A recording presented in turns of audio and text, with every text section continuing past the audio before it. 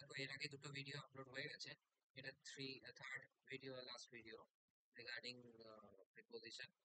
তো প্রিপোজিশনের দেখো রুল 4 নম্বরে কি বলছে, খুব ইম্পর্টেন্ট রুল। এইগুলো যেগুলো পড়ছো মুখস্থ করতে হবে, রাইট? বুঝতেও হবে। এই 4 নম্বর রুলটা খুব ইম্পর্টেন্ট। ওকে, বলছে student should take special note of the following preposition. Following যেগুলো তলায় বলেছে সেগুলোর ব্যাপারে স্পেশাল কেয়ার নেওয়া উচিত। ঠিক আছে, দেখো কি বলেছে। দেন, THAN, and, but as preposition কিরকম ভাবে ইউজ হয়। ওকে, বলছে দেন আর বাট নর্মালি কিন্তু কনজাংশন হিসেবে ইউজ হয়। দেখবে একটা ক্লজের সাথে অন্য ক্লজকে যুক্ত করে, তো সেক্ষেত্রে কনজাংশন হিসেবে ইউজ হয়। But however they may sometimes used as prepositions as well। ঠিক আছে, তো এটা মাঝে মাঝে প্রিপোজিশন হিসাবে ইউজ হতে পারে। কিরকম ভাবে? I did not see any other person than your brother। আমি আর কাউকে দেখতে পাচ্ছিলাম না তোমার ভাইকে ছাড়া। তারপর এটা কি বলেছে? I did not see anybody else but your brother। আমি আর কাউকে দেখতে পাচ্ছিলাম না তোমার ভাইকে ছাড়া। দেখো তো উপরে আর নিচেরটা দুটোই হচ্ছিল সেম। তবে আমি কোন একটা চ্যাপ্টারে যেন পড়িয়েছিলাম, মনে পড়ছে কি, যে আদারের সাথে সবসময় দ্যান হবে আর এলস এর সাথে সবসময় বাট হবে। মনে পড়ছে? মনে না পড়লে মনে করার চেষ্টা করো, দেখো এটা খুব important. Okay, I did not see any other person but your brother বললে ভুল। ঠিক আছে, কারণ কি আদারের সাথে কখনো বাট হবে না, আদারের সাথে সবসময় দেন হবে, আর এলস এর সাথে সবসময় বাট হবে। ওকে, তো I did not see any other person than your brother, I did not see anybody else but your brother। ওকে, তো দুটোর মানেই একই, আমি দেখতে পাচ্ছিলাম না আর কাউকে তোমার ভাইকে ছাড়া। হ্যালো, ক্লাস হচ্ছে।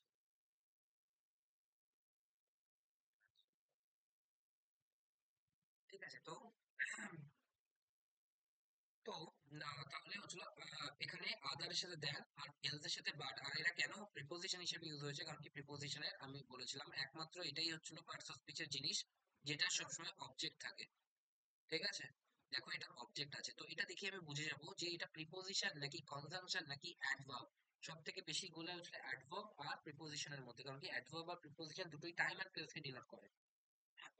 রাইট, তো এটা হচ্ছিল অ্যাডভার্ব কেমন হয় আর প্রিপোজিশন কেন, কারণ কি এটার অবজেক্ট আছে। ওকে, নেক্সট, পার্টস অফ স্পিচের চ্যাপ্টারটা আরেকবার ভালো করে দেখতে হবে। পার্টস অফ স্পিচ আমি সবার প্রথমে পড়াই, ওই জন্য খুব ইম্পর্টেন্ট। সবগুলো চ্যাপ্টারেই অল্প অল্প করে পার্টস অফ স্পিচের কন্ট্রিবিউশন আছে। ওকে, তারপর A is in the following sentence, A in the following sentences has been used as a preposition, তো in a weaken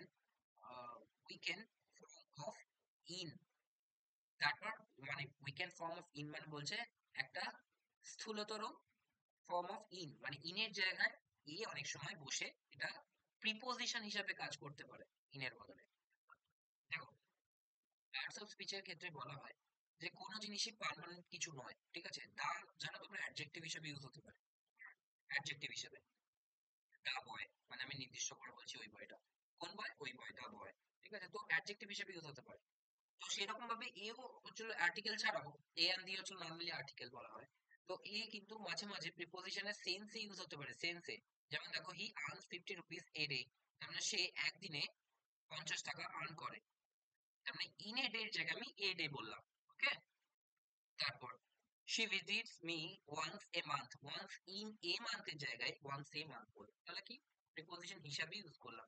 তোমাদের কাজ কি হবে? এটা বোঝা যে এটাকে এরকম ভাবেও লেখা যায়। তাই জন্য আমি বলছি এগুলো মুখস্থ করা তোমাদের একমাত্র উদ্দেশ্য, এবং এখানে কিছু বোঝারও আছে, তাই জন্য বুঝতেও হবে। ওকে, নেক্সট, বিটুইন আর অ্যামং। দেখো বিটুইন হচ্ছিল এটা খুব ইম্পর্টেন্ট একটা রুল। বিটুইন হচ্ছিল দুজনের মধ্যে, বিটুইন টু ব্রাদার্স। আর দুইয়ের অধিক হলে অ্যামং থ্রি ব্রাদার্স। ঠিক আছে, এরকম বলছে between is used between two person or things. It may also be used for two or more in choice. ঠিক আছে, চয়েসের ক্ষেত্রে তুমি বিটুইন ইউজ করতে পারো অনেকের ক্ষেত্রে, বাট যখন তুমি বিটুইন ইউজ করছো তখন দুটো পার্সনের ক্ষেত্রে ইউজ হবে। ঠিক আছে? চয়েসের ক্ষেত্রে তুমি ইউজ তাও করে নিতে পারো, ঠিক আছে? যেমন আর among is used while referring to more than two person or things, ঠিক আছে? যখন দুইয়ের অধিক ব্যাপারে হবে তখন among ইউজ করবে, আর যখন দুইয়ের মধ্যে হবে তখন between ইউজ করবে, ঠিক আছে? The two brothers divided the property between themselves, ঠিক আছে? তার মানে between কেন হলো? তার কারণ কি টু ব্রাদার্স আছে, ওকে? আমি আরেকটা জিনিস বলেছিলাম themselvesই হয় সবসময়, themselves কখনো হয় না, কখনো নয়, ঠিক আছে? তো themselvesই হবে সবসময়।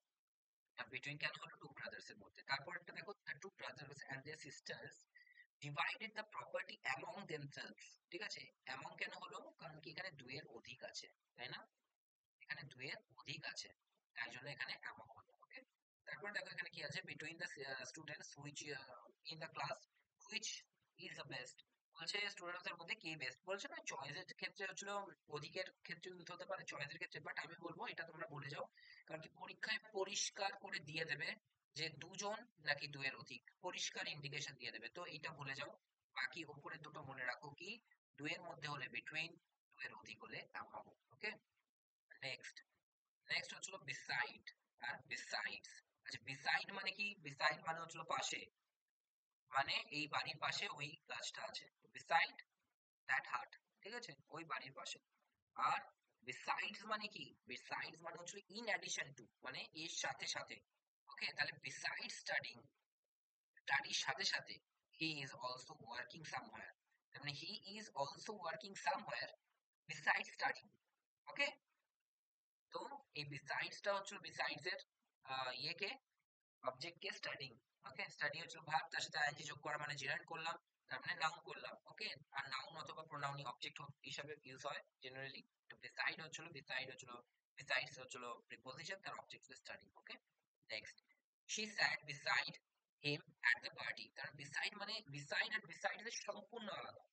বিসাইডস মানে এর সাথে সাথে, আর বিসাইড মানে পাশাপাশি, পাশে, ঠিক আছে? পাশে আর পাশাপাশি, পাশে। She sat beside him, okay? Next চলে যাবো। নেক্সট কি বলছে? নেক্সট বলছে বাই আর উইথ, এই দুটোর মধ্যে পার্থক্য। আচ্ছা উইথ সামথিং হয় আর বাই সামওয়ান হয়, ওকে? বাই সামওয়ান আর উইথ সামথিং, দেখো আমি আর এইগুলো পড়লাম না, কারণ কি এটা তোমরাও বুঝতে পারবে। বাই সামওয়ান উইথ সামথিং, দেখো he struck the dog with something, তাই না? With something. তারপর a dog was struck by someone, তাই না?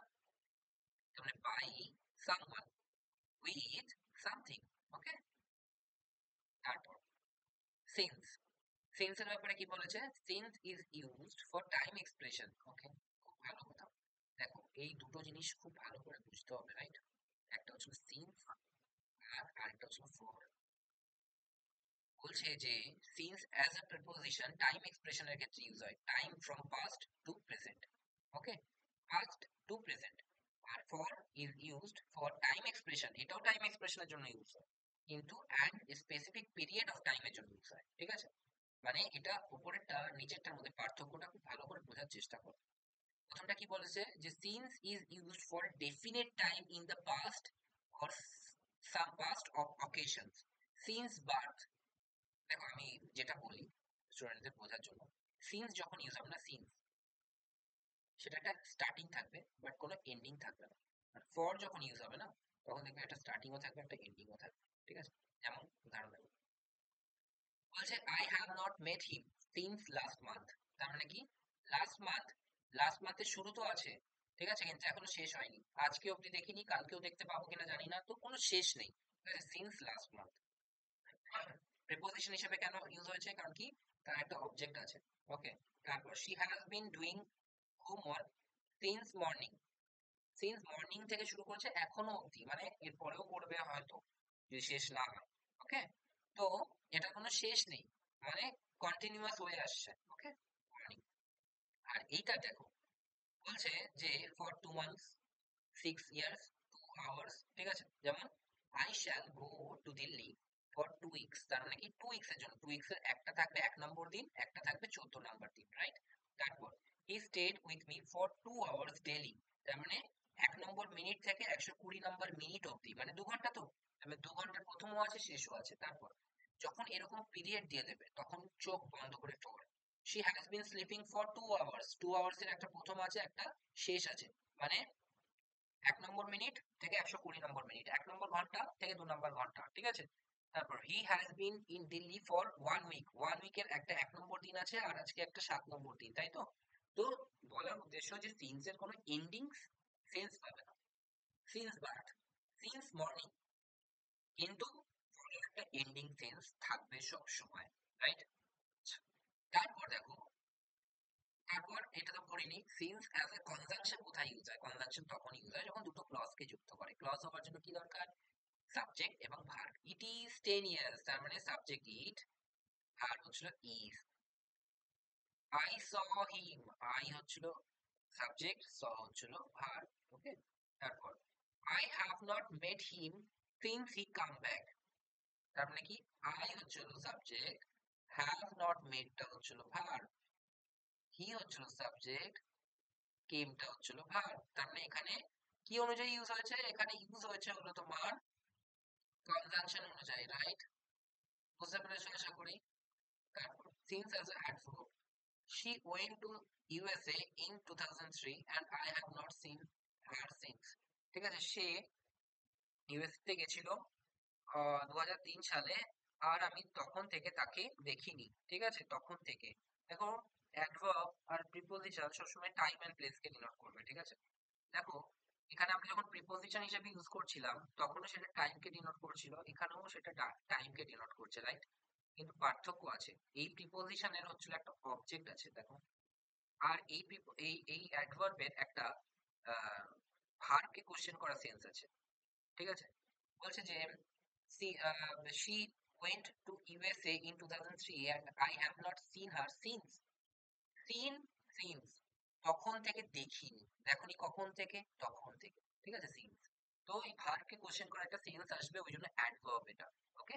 তারপর ইট ওয়াজ ইনডিড এ শক, এটা সত্যিকারের একটা শকের ব্যাপার, ঠিক আছে, একটা আঘাতের ব্যাপার। But she has since recovered from it, তার মানে রিকভার্ড কিরকম ভাবে, সিন্স, তখন থেকে, ঠিক আছে। তো এই জন্য এটা অ্যাডভার্ব হিসেবে ইউজ হয়েছে। তো সিন্স বলার অর্থে যে কনজাংশন হিসেবে ইউজ হতে পারে, অ্যাডভার্ব হিসেবে ইউজ হতে পারে, এবং প্রিপোজিশন হিসেবে ইউজ হতে পারে। এবং যখন প্রিপোজিশন হিসেবে ইউজ হচ্ছে সিন্স, তখন সেটা একটা টাইম এক্সপ্রেশন বোঝাচ্ছে, এবং ফর যখন প্রিপোজিশন হিসেবে ইউজ হচ্ছে তখন একটা টাইম এক্সপ্রেশন বোঝাচ্ছে। তাহলে ফর আর সিন্স এর মধ্যে দুটোই টাইম এক্সপ্রেশন বোঝাচ্ছে যখন প্রিপোজিশন হিসেবে ইউজ হচ্ছে। পার্থক্য কি, সিন্স এর কোনো এন্ডিং নেই, একটা শুরু আছে বাট কোনো শেষ নেই। আর ফর এর একটা শুরুও আছে, একটা শেষও আছে। যদি শর্টকাট বলতে চাও তাহলে 2 months, 6 years, 2 hours, 5 months, 5 years, ঠিক আছে, 5 ডিকেডস, ঠিক আছে, এইরকম একটা ব্যাপার যেখানে শুরুও আছে শেষও আছে, ওকে। এরকম অর্থে ইউজ হচ্ছে। তারপর তারপর কি বলেছে, ফ্রম আর বিটুইন এর মধ্যে পার্থক্য, right. From is normally use with to আর টিল, ঠিক আছে। মানে বলছে যে ফ্রম যখন ইউজ হয় from 5 PM to 10 PM, from 5 PM to till now, ঠিক আছে, এইরকম।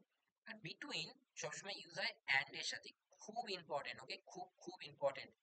From dash to dash, between dash and dash, normally দেয় যে বিটুইন ড্যাশ টু ড্যাশ, ঠিক আছে, এখানেই হচ্ছিল বিটুইন ড্যাশ অ্যান্ড ড্যাশ। যেমন he worked in the office from 10 to 5, from এর সাথে সবসময় টু। তারপর the reception will be held between, সাথে সবসময় অ্যান্ড, ওকে, মনে থাকবে। তারপর বিফোর আর এগো, before denotes the preceding action, before হচ্ছিল আগের ব্যাপারকে বোঝাতে চায়, and can also be used in place of এগো, এগোর জায়গায় মাঝে মাঝে ইউজ হতে পারে, ওকে। আর এগো মানে কি, এগো মানে পাস্ট অ্যাকশন, যেটা অতীতে হয়ে গেছে। যেমন দেখো, শি লেফট ইন্ডিয়া 2 days এগো, অথবা 2 days বিফোর, ওকে। whereas তারপরেরটা দেখো, she had left India before she was married, এখানে কনজাংশন হিসেবে ইউজ হয়েছে, কারণ কি দুটো ক্লজ কে যুক্ত করেছে, দেখো এখানে সাবজেক্ট ভার্ব, ঠিক আছে, এখানে সাবজেক্ট ভার্ব, ঠিক আছে। তো বিফোর হচ্ছে হলো একটা কনজাংশন হিসেবে ইউজ হয়েছে, ওকে। আর বিফোর হচ্ছে হলো এখানে কিরকম সম্পূর্ণ আলাদা সেন্সে ইউজ হয়েছে। তো বিফোরের জায়গায় তুমি এই জায়গায় এগো বসাতে কখনোই পারবে না। ওকে, তারপর তারপর দেখো ইন আর অ্যাট আমরা ছোটবেলায় পড়ে এসেছি, আমি আর এটা পড়ছি না, এটা তোমরা পড়ে নিও। ইন হচ্ছে বড় জায়গার ক্ষেত্রে আর অ্যাট হচ্ছে ছোট জায়গার ক্ষেত্রে। He lives in Delhi.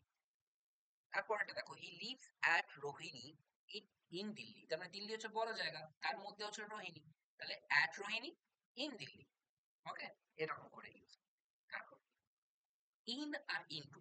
আচ্ছা, ইন মানে কি? ইন মানে কোনো একটা পজিশন দেখায়, ঠিক আছে, ইন দা পন্ড। আর he jumped into the pond, into একটা মুভমেন্ট দেখায়, ঠিক আছে। Into the pond, he jumped into the pond. There are fishes in the pond. Fishes কেন বললাম? কারণ কি অনেক ধরনের ফিশ আছে। তো in the pond, into the পন্ড তখন বলবো না।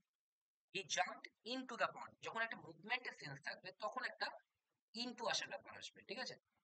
The students are in the classroom, student যারাই আছে তারা ভেতরে আছে ক্লাসরুম। তারপর the students came into the classroom. Okay, আগেরটা কি বললাম? ইন দ্য ক্লাসরুম, পরেরটা কি বললাম? Into the classroom. পার্থক্য কি? স্টুডেন্টসরা বসে আছে ইন দ্য ক্লাসরুম, স্টুডেন্টসরা বাইরে থেকে এলো ইনটু দ্য ক্লাসরুম। ওকে, একটা মুভমেন্টের ব্যাপার থাকবে যেটা বললাম, jumped into the point. Okay,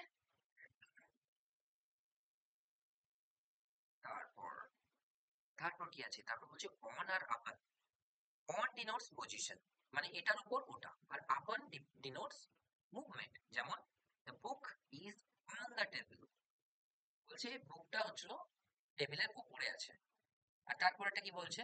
he threw the book upon the table, সে ছুঁড়ে ফেললো টেবিলের উপর। দুটোই কিন্তু উপর, বাট একটা মুভমেন্টের ব্যাপার আছে আপনে, whereas একটা স্থিরতার ব্যাপার আছে অনে। ওকে, এটা হচ্ছে পার্থক্য। তারপর উইদিন, ইন, অন আর গুড টাইম, যেটা আমি প্রথমেও বলেছি, প্রথম ভিডিওতে ওটা ছিল, ঠিক আছে। উইদিন মিন্স বিফোর টাইম, ঠিক আছে, একদম সময়ের মধ্যে। In means at the end of time while denoting a period of time, ঠিক আছে, ঠিক আছে। তো বলছে যে উইদিন মানে একদম সময়ের মধ্যে, আর ইন মানেও সময়ের মধ্যে, ঠিক আছে, আর সময়। হ্যাঁ, যেমন দেখো হি উইল রিটার্ন ইন 10 মিনিটস, 10 মিনিটের মধ্যে সে চলে আসবে, 10 মিনিটে সে চলে আসবে।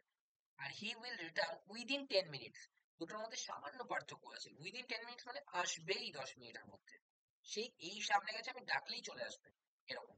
আর ইন 10 মিনিটস মানে মোটামুটি 10 মিনিটের মধ্যে চলে আসবে, ঠিক আছে। তো পার্থক্য কিছুই নেই, সামান্য সেন্সের পার্থক্য আছে ইন আর উইদিন এর মধ্যে।